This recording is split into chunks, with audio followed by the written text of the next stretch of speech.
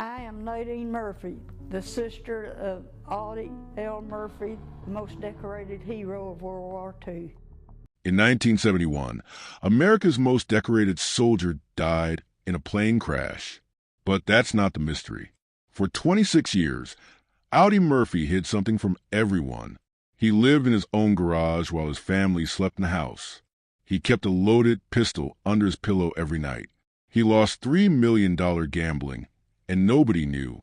The government investigated him. His widow sued for $10 million. The real question isn't how he died. It's why the man who killed 241 enemy soldiers was terrified to sleep in his own bed. He was born on June 20th, 1925 in Kingston, Texas, into a family that could barely survive. Audie Murphy was the seventh of 12 children. His father was known more for disappearing than for providing. One day he was there, and the next he was gone. That left Audie at just 12 years old with no choice but to become the man of the house. He left school in the 5th grade and started picking cotton for $1 a day. Adjusted for today, that's about $23. That little money had to feed a house full of siblings. It was no life for a child, but there was no one else to do it. Then came the blow that would change him forever. In 1941, when Audie was just 16, his mother, Josie, died from pneumonia and heart disease. She was only 50. After that, his 3 youngest siblings were taken away and placed in an orphanage. Audie was left completely alone. He never recovered from that loss. He once said, "She took something of me with her. I've been searching for it ever since." That emptiness stayed with him, and he began to feel it the only way he knew, by stepping into danger. He had already learned how to survive before the Army ever handed him a weapon. Hunger taught him to shoot. With only a few bullets, every shot had to count. If he missed, his siblings didn't eat. He hunted rabbits and squirrels with a slingshot and a borrowed rifle. A neighbor once said Audie never missed. His aim was so sharp, it became the one thing in his life he could control. Later, that same skill would make him one of the deadliest soldiers of World War II. By the end of the war, he had killed at least 240 enemy soldiers. But when he first tried to enlist, no one wanted him. He was too small, too skinny. He stood just 5 feet 5 inches and weighed barely 112 pounds. The Marines said no. The Navy said no. Even the Army didn't want him in combat. They tried to send him to cook school. But Audie wasn't going to fry eggs while others fought. His sister helped him forge a birth certificate to make him look older. Eventually, the Army gave in. On June 30th, 1942, he joined up. He was only 17. The war gave him something to aim at and something to unleash the pain he had bottled up for years. His first kills happened in Sicily in July 1943. 2 Italian officers on horseback tried to escape. Audie dropped both with 2 clean shots. He was 18. That same week, he caught malaria, but still kept fighting. The disease came back again and again throughout the war. Each time he refused to stay in the hospital for long. He always returned to the front. At Anio, Italy in early 1944, he walked into hell. The beachhead turned into a slaughterhouse. Thousands died. Audie called a place where you felt like a fugitive from the law of averages. You knew your number would come soon. On March 2nd, he crawled through enemy fire, got close to a German tank, and took it out with rifle grenades, all by himself. That act earned him a Bronze Star. But more than medals, it showed something deeper. He had stopped being afraid. But no moment affected him like the death of his best friend, Laddie Tipton. They were fighting in France near a vineyard. 2 Germans waved a white flag, pretending to surrender. Tipton stepped forward. They gunned him down in an instant. Something broke inside Audie. He charged a German position alone, took their machine gun, killed 6, wounded 2, captured the rest. He didn't stop firing until no one moved. He later wrote, "I do not stop firing while there's a quiver of life left in them." That wasn't just revenge. It was grief, rage, and survival all in one. As the war dragged on, Audie changed. While others wore down, he sharpened. Bullets didn't scare him anymore. Officers said he could assess danger better than anyone. Soldiers around him respected him, but they also feared him. He didn't talk much, hardly got mail. He was no longer just a soldier. He had become something else, something colder. When the Army offered to make him an officer, he said no. He didn't want to leave his men behind. He even refused a promotion because he didn't want to force his exhausted unit to do drills. Malaria came back again. He was hospitalized several times. Once in Sicily, once in Naples, again in March 1944, but he kept returning to the fight. On May 8, 1944, he and 60 men from Company B received the Combat Infantryman Badge. It was an honor for those who had been in the worst of it. But for Audie, no badge could fix what the war had taken. On January 26, 1945, near a small French village called Holtz, a 19-year-old soldier named Audie Murphy stood between death and his countrymen. His unit, Company B, was nearly wiped out.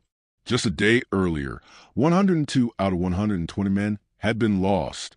Only 18 were left standing. And now, they were facing 6 German tanks and 250 enemy soldiers. The ground was frozen. They couldn't even dig trenches. There was nowhere to hide, no backup, no real hope. Still, Murphy refused to retreat. Then came the moment that should have ended everything. A German shell hit the M10 tank destroyer right next to Murphy's position. It exploded in flames. The crew abandoned it. The fire was rising fast. Any sane person would have run, but Murphy climbed on top of it. With fire under his feet, he grabbed a 50 caliber machine gun mounted on the tank and started shooting. He didn't stop. The Germans fired from 3 sides. Bullets rained down, but Murphy stayed put. His leg was hit by shrapnel. He kept firing. He held a field radio in one hand, calling in artillery strikes, and worked the machine gun with the other. For 1 full hour, 60 minutes, he fought alone, directing bombs, cutting down enemy soldiers, watching them get as close as 10 yards before he opened fire. One of his men, Private Anthony Abramsky, watched in disbelief. He said, "I expected to see the whole damn tank destroyer blow up under him any minute, but it never did." By the time the smoke cleared, Murphy had killed or wounded around 50 German soldiers. He turned back an entire enemy attack almost by himself. The tanks had to retreat once their infantry support was wiped out. His own men were stunned. They thought they had just witnessed him die, but instead they saw something else, something that didn't seem human. Murphy was wounded, exhausted, and covered in blood. But when his men moved forward to finish the fight, he joined them, not from behind, from the front. Abramsky later called it the greatest display of guts and courage I have ever seen. By the time he turned 21, Audie Murphy had done something no one else in American history had ever done. He had earned 33 U.S. military medals, not over a lifetime. Just during World War II, every Combat Valor Award available at the time, he had them all. The Medal of Honor, the Distinguished Service Cross, 2 Silver Stars, 2 Bronze Stars, 3 Purple Hearts. He even had the Legion of Merit. That's not even counting the campaign ribbons with multiple battle stars or the 4 medals from France and Belgium. The French called him a Chevalier of the Legion of Honor. They gave him 2 Quadre medals. Belgium awarded him the Croix de Guerre 1940 Palm, but he didn't show these off. He gave many away. The replacements are now in a museum in Dallas. Then there's a number that followed him forever, 241. That's how many enemy soldiers the U.S. Army credited Murphy with killing. Other estimates go even higher. Some say up to 250, including those killed by artillery. He called in, but Murphy didn't want to talk about it. When a reporter asked how they came up with the number, he just said, "I don't know how they know. I didn't keep count. I don't want to know." Another time, someone asked him what it felt like to have killed that many people. He replied, "It didn't feel either way. Feeling wasn't a luxury in the infantry." He never bragged about it. If anything, it weighed on him. He once said, "The only thing I've ever found I was any good at was war, which is a terrible thing." Everything changed when Life magazine put his face on the cover on July 16, 1945. That photo of a young, freckled 21-year-old Texan instantly made him famous. When James Cagney saw Audie Murphy on the cover of Life magazine in July 1945, he saw more than a war hero. He saw potential. The photo labeled Murphy the most decorated soldier, and it struck a chord with Cagney. He brought Murphy to Hollywood, signed him to a production company, and promised a new life in the movies. But things quickly fell apart. Despite the contract, the Cagney brothers never gave Murphy a single role. A falling out ended their deal in 1947. Murphy, now stranded in Hollywood, lived at Terry Hunt's athletic club. He didn't feel like he belonged. He once said the film industry felt fake, plastic, nothing like the battlefield. In 1948, things finally started moving. He landed a small part in Texas, Brooklyn, and heaven for just $500, roughly $7,000 in today's money. That role wasn't glamorous, but it was the beginning. Over the next 2 decades, Murphy appeared in more than 40 films and 1 television series. But behind the screen, he was quietly miserable. He never believed he had what it took. Just before his death, he told a reporter from San Antonio, "I had one hang-up as an actor. I had no talent." He said it with complete honesty. "I told directors that they knew I made the same movie 20 times. It was easy, but it wasn't any good." His words cut through the Hollywood glitter like a knife. Murphy wasn't chasing fame. He was surviving. Then came A Hell and Back, the film that would define him forever. Released in 1955, it was based on his own autobiography. But Murphy didn't want to play himself. He thought the public would think he was cashing in on his war record. He even suggested Tony Curtis for the lead. But no one else could do it justice. The process nearly broke him. Director Jesse Hibbs noticed a stark contrast. In westerns, Murphy followed orders, but in this film, he became obsessed with every detail. He told the painters how to color craters, so they looked freshly blasted. He checked every soldier's uniform. He advised the special effects team on exactly how explosions should look, because he'd seen them in real life. Still, he hated how Hollywood cleaned it all up. He remembered the Battle of Anzio in pouring rain. On screen, it was sunshine. The Khmer Pocket had been fought in, snow and mud, but in the film it looked too clean, too easy, and that disconnect ate away at him. The public loved it. To Hell and Back became Universal Studios' highest-grossing film. It held that title for 20 years until Jaws came along in 1975. There was no romance, no glamorous love story, just one man's war. And still it made millions. But while the box office boomed, Murphy broke down. He began having nightmares again, the kind he thought he had left behind in Europe. Historian Max Hastings later called Murphy a psychological mess of epic proportions. Reliving those battles for a movie audience didn't bring him peace. It only deepened his scars. In the end, the movie made him a legend, but it also locked him into a version of his life that wasn't real. It was Hollywood's version, not his. And that's not where his story ends. Behind the scenes, Murphy was writing music. From 1962 to 1970, he co-wrote 18 country songs with songwriter Scott Turner. Their biggest hit was Shutters and Boards, written at Murphy's ranch in 1962. It told the story of heartbreak and abandonment. The song struck a nerve. It was recorded by nearly 60 singers in different languages. Big names, too. Dean Martin, Jimmy Dean, Porter Wagoner. Another song came from a moment of silence. Murphy once listened to the wind howling outside his California home and said, "When the wind blows in Chicago." That line turned into a ballad recorded by Dean Martin and Eddie Arnold. He had a natural gift for rhyme and rhythm. He had written poems during the war, and one was published in his memoir, though he gave credit to a fictional soldier named Carrion. Audie Murphy was a war hero, a movie star, and a symbol of American courage. But behind the cameras and medals, his life was filled with heartbreak, addiction, and emotional chaos that most people never saw. In 1949, he married rising actress Wanda Hendricks. She was 21, full of hope, and had fallen for the image of Murphy on a magazine cover. But the man she married wasn't just a hero. He was a damaged soul. At home, Murphy wasn't safe. He had violent flashbacks. He couldn't sleep. He would sometimes hold Wanda at gunpoint, lost in memories of war. The press painted a picture of a perfect couple. Headlines called her his little Hendrix honey. But the reality was terrifying.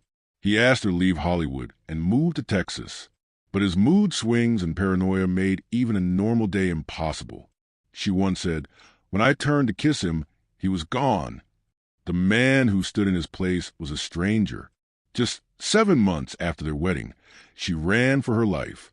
She filed for divorce on April 19th, 50, citing mental cruelty. It was finalized a year later. Later that same year, Murphy married again, this time to Pamela Archer, a former Army nurse turned airline stewardess. She seemed like someone who might understand him. They had 2 sons, Terry in 1952 and Skipper in 1954. For a while, things looked better. But a different kind of storm was building. Pamela became obsessed with religion. She imposed strict moral rules and turned their home into a place of fear and judgment. After their second son was born, she gave Murphy a brutal ultimatum: stay married, but live a separate life. Legally bound, but emotionally cut off. He was still expected to pay the bills and be a father, but now he was a stranger in his own house. He tried to protect his sons. He wanted to keep them safe from Pamela's extreme beliefs.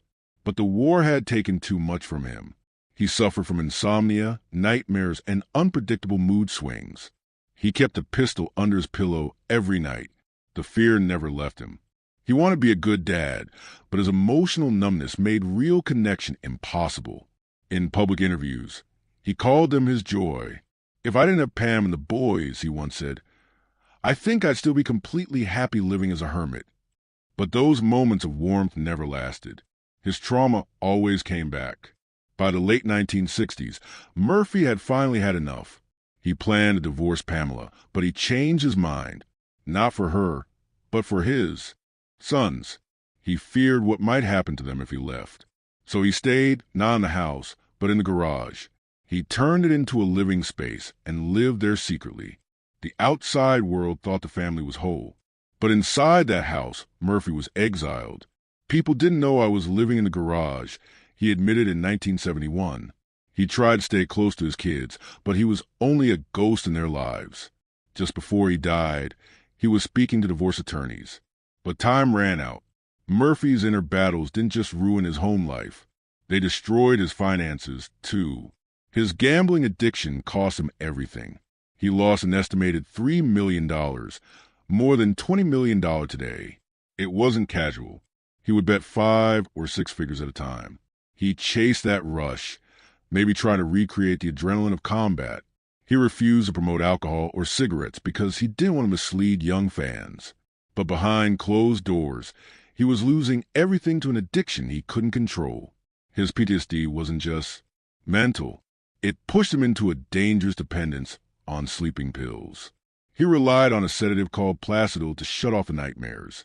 He started taking pills just 2 years after the war ended. The addiction became so severe that in the mid-1960s, he locked himself in a hotel room alone for a week to break it. He endured it all, sweating, shaking, maybe even hallucinating because he wanted to be free of it. He nearly died doing it. But that's how desperate he was to get control of his life. Still, the fear never left. He slept every night with a loaded .45 caliber pistol under his pillow. It was a gift from Gary Cooper, the Western film legend. But Murphy didn't see it as a souvenir. It was a shield. His first wife had once woken up with it pointed at her face. Even in hotel rooms, he kept the habit. No place ever felt safe. In his mind, the war had never ended. By 1968, Audie Murphy's movie career had fallen apart. Just a few years earlier, he was one of Hollywood's biggest stars. He used to earn $100,000 per film. But now, he was being offered as little as $20,000. Producers saw how desperate he was and slashed their offers. They didn't care. He was America's most decorated war hero. They just saw a fading star. And Murphy refused to take easy money. Liquor and cigarette companies came knocking with big deals, but he turned them down. "I couldn't do that to the kids," he said. His morals came before money. His TV show, Whispering Smith, had already flopped in 1961. By the late 60s, the phone stopped ringing. His production company worked out of a basement hotel office. His last movie, A Time for Dying, had so many money problems. It didn't even get released in the U.S. until 1982, 11 years after he died. Murphy said it felt like being a prostitute who was a little over the hill. He was watching his dignity die. Things got worse. Murphy started chasing risky business deals just to survive.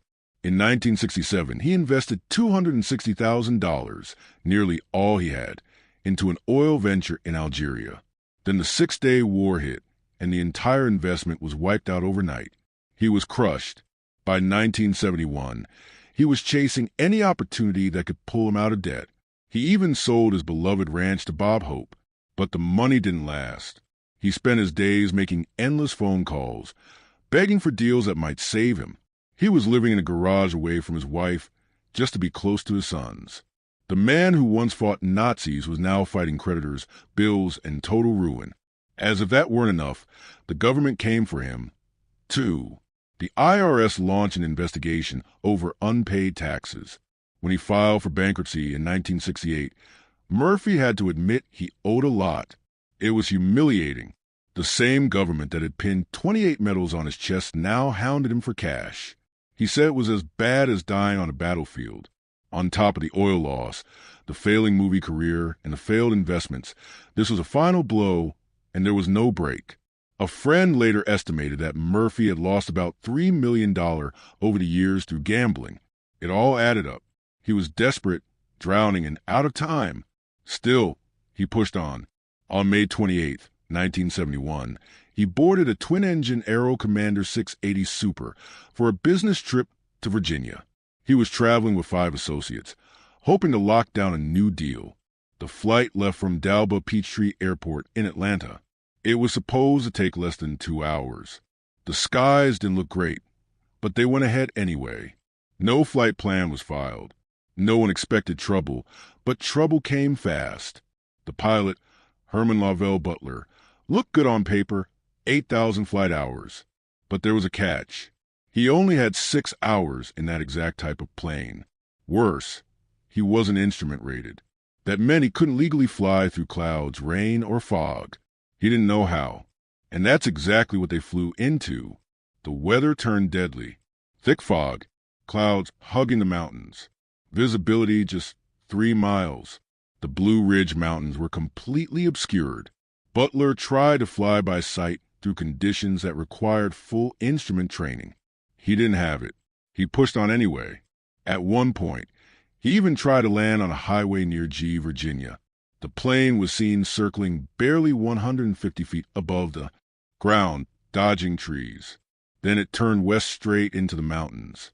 At 12:08 p.m., the aircraft slammed into Brush Mountain, 2,700 foot up. The crash was violent. It killed everyone on board instantly. Murphy's body was thrown uphill from the wreckage. The crash site burned.